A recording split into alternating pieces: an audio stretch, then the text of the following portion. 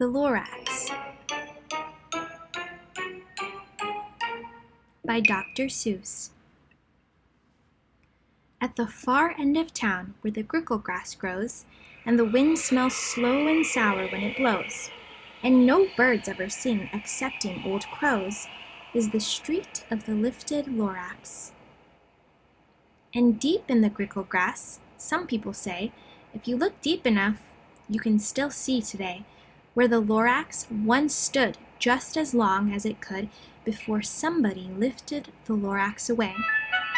What was the Lorax, and why was it there? And why was it lifted and taken somewhere? From the far end of town where the grickle grass grows? The old Onceler still lives here. Ask him. He knows. You won't see the Onceler. Don't knock at his door. He stays in the slurkum, cold under the roof, where he makes his own clothes out of muffered moof.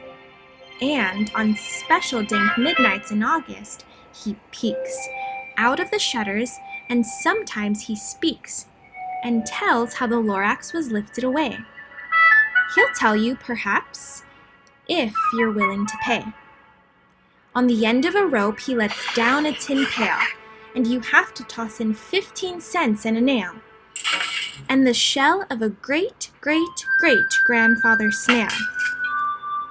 Then he pulls up the pail, makes a most careful count to see if you've paid him the proper amount.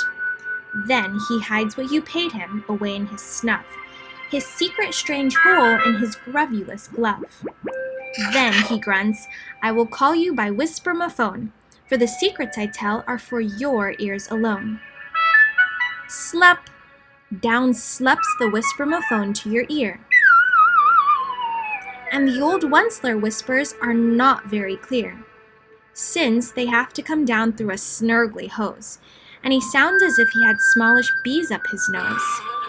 Now I'll tell you, he says, with his teeth sounding gray, how the Lorax got lifted and taken away. It all started way back, such a long, long time back. Way back in the days when the grass was still green, and the pond was still wet, and the clouds were still clean, and the song of the Swami swans rang out in space, one morning I came to this glorious place. And I first saw the trees, the Truffula trees, the bright-colored tufts of the Truffula trees, mile after mile in the fresh morning breeze. And under the trees I saw brown barbaloots, frisking about in their barbaloot suits, as they played in the shade and ate truffula fruits. From the ripulous pond came the comfortable sound of the humming fish humming while splashing around. But those trees, those truffula trees, all my life I'd been searching for trees such as these. The touch of their tufts was much softer than silk, and they had the sweet smell of fresh buttery milk. I felt a great leaping of joy in my heart. I knew just what I'd do. I unloaded my cart. In no time at all, I had built a small shop. Then I chopped down a truffula tree with one chop. And with great skillful skill, and with great speedy speed, I took the soft tuft, and I knitted a thneed. The instant I'd finished, I heard a gazump.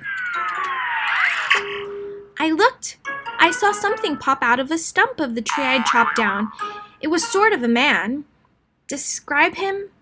That's hard. I don't know if I can. He was shortish and oldish and brownish and mossy, and he spoke with a voice that was sharpish and bossy. Mister, he said with a sawdusty sneeze, I am the Lorax. I speak for the trees. I speak for the trees have no tongues, and I'm masking you, sir, at the top of my lungs. He was very upset as he shouted and puffed. What's that thing you've made out of my truffula tuft? Look, Lorax, I said, there's no cause for alarm. I chopped just one tree. I am doing no harm. I'm being quite useful. This thing is a thneed. A thneed defines something that all people need. It's a shirt. It's a sock. It's a glove. It's a hat. but it has other uses. Yes, far beyond that. You can use it for carpets, for pillows, for sheets, or curtains, or covers for bicycle seats. The Lorax said, "Sir, you are crazy with greed. There is no one on earth who would buy that full thneed." But the very next minute, I proved he was wrong. For just at that minute, a chap came along, and he thought that the thneed I had knitted was great. He happily bought it for $3.98. I laughed at the Lorax. "You poor guy. You never can tell what some people will buy." "I repeat," cried the Lorax, "I speak for the trees." "I'm busy," I told him. "Stop, if you please." I rushed, crossed the room, and in no time at all, built a radio phone. I put in a quick call. I called all my brothers and uncles and aunts, and I said, "Listen here, here's a wonderful chance for the whole Onceler family to get mighty rich. Get over here fast. Take the road to North Nitch. Turn left at Weehawken, sharp right at South Stitch." And in no time at all, in the factory I built, the whole Onceler family was working full tilt. We were all knitting thneeds, just as busy as bees, to the sound of the chopping of Truffula trees. Then, oh baby, oh, how my business did grow. Now chopping one tree at a time was too slow. So I invented my super axe hacker, which whacked off 4 Truffula trees at one smacker. We were making thneeds 4 times as fast as before, and that Lorax, he didn't show up anymore. But the next week he knocked on my new office door. He snapped, "I'm the Lorax who speaks for the trees, which you seem to be chopping as fast as you please. But I'm also in charge of the brown barbaloots, who played in the shade in their barbaloot suits, and happily lived eating Truffula fruits. Now, thanks to your hacking my trees to the ground, there's not enough Truffula fruit to go round, and my poor barbaloots are all getting the crummies, because they have gas and no food in their tummies. They loved living here, but I can't let them stay. They'll have to find food, and I hope that they may. Good luck, boys," he cried, and he sent them away. I, the Onceler, felt sad as I watched them all go, but business is business, and business must grow, regardless of crummies in tummies, you know?